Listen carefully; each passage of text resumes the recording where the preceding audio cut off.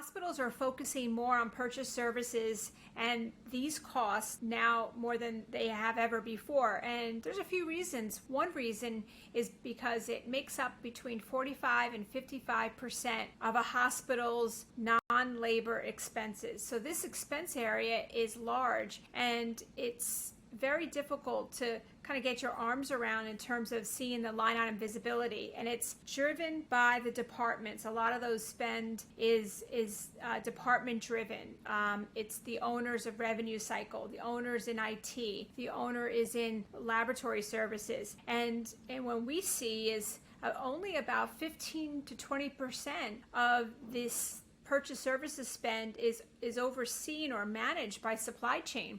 So supply chain doesn't have the entire view or the entire control or management or responsibility over this spend.